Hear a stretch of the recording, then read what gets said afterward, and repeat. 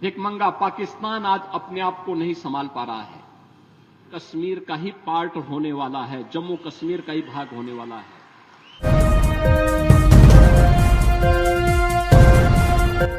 Voice of Prayagraj, जज्बा सच दिखाने का। भारत माता की वंदे। और कितना अच्छा संजोग है, अयोध्या धाम में प्रभु राम पैदा हुए और राम के नाम पे रामगढ़ जम्मू के अंदर बना है। और भाइयों, कांग्रेस का नाम ही समस्या है और भारतीय जनता पार्टी का समाधान है।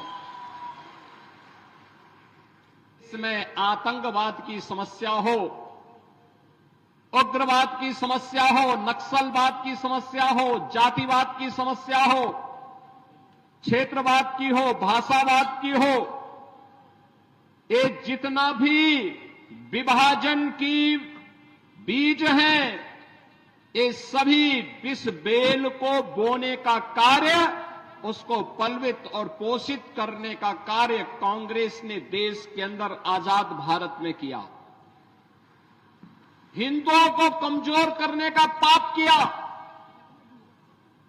और इनके पाप का परिणाम है ये आतंकवाद। कांग्रेस की सरकार जब केंद्र में थी और जम्मू कश्मीर में उसके साथ सहयोगी दलों की सरकारें चल रही थी, तब पत्थरबाजी की घटना होती थी। धड़ल्ले से यहां पर किस तरह की घटनाएं होती थी, किसी से छुपा हुआ नहीं है।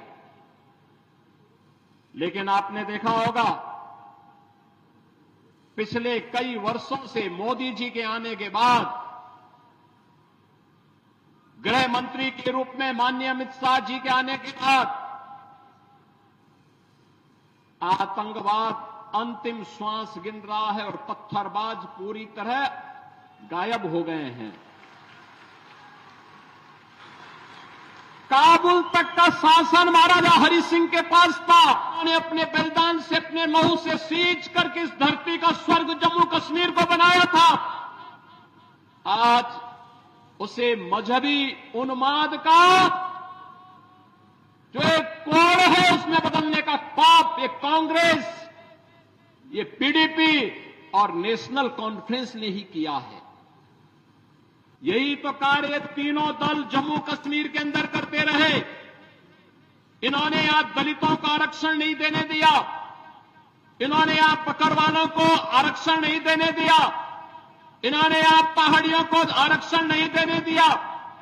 इन्होंने यहां पर मुख्य धारा के साथ यहां से जुड़ी हुई जातियों को जोड़ने के लिए कोई सार्थक प्रयास नहीं किया, बल्कि 1947 में पाकिस्तान से जो लोग, जिनकी संपत्ति वहां छीन ली गई थी, जो लोग भारत के अंदर आए थे, इनको भी उन्होंने नागरिकता नहीं देने दी। और जब मोदी जी ने और अमित शाह जी ने जब इसके लिए कदम उठाया, सिटीजनशिप अमेंडमेंट एक्ट बना करके उसको प्रभावी ढंग से लागू किया, तो उसका विरोध ये सभी दल करते हुए दिखाई दे रहे थे। बहनों और भाइयों, 1990 के दशक कांग्रेस के पाप, नेशनल कॉन्फ्रेंस और पीडीपी के पाप की पराकाष्ठा को भी हमने देखा है। पूरी दुनिया ने देखा है कैसे कश्मीरी पंडितों के साथ बर्बर अत्याचार हुए थे। मानवता का इतना बीभत्स पाप उस समय हुआ था। उनके प्रति सहानुभूति व्यक्त करने की बजाय उन दहशतगर्दियों के साथ ये सभी दल खड़े हुए थे। केवल भारतीय जनता पार्टी उस समय उन पीड़ित कश्मीरी पंडितों के साथ खड़ी थी। और मैं आज फिर आपसे कहने के लिए आया हूं, भारतीय जनता पार्टी समाधान का नाम है। जो भारतीय जनता पार्टी कहती है वह करके दिखाती है, और भारतीय जनता पार्टी ने मोदी जी के नेतृत्व में जो कहा सो करके दिखाया है। बहनों और भाइयों, शांतिपूर्ण तरीके से चुनाव और भारतीय जनता पार्टी की यहां पर वापसी, याद रखना, पाक अधिकृत कश्मीर भी फिर कश्मीर का ही पार्ट होने वाला है, जम्मू कश्मीर का ही भाग होने वाला है। और यही तो हलचल है पाकिस्तान में। वे अपने लोकतंत्र को बचा नहीं पाए, उनको अपने लोकतंत्र को बचाने के लिए मशक्कत करनी पड़ रही है। और मशक्कत करते करते आज पाकिस्तान इस स्थिति में पहुंच गया है कि वहां पे 1 किलो आटा के लिए भी लाले पड़ रहे हैं। स्वाभाविक रूप से भिखमंगा पाकिस्तान आज अपने आप को नहीं संभाल पा रहा है।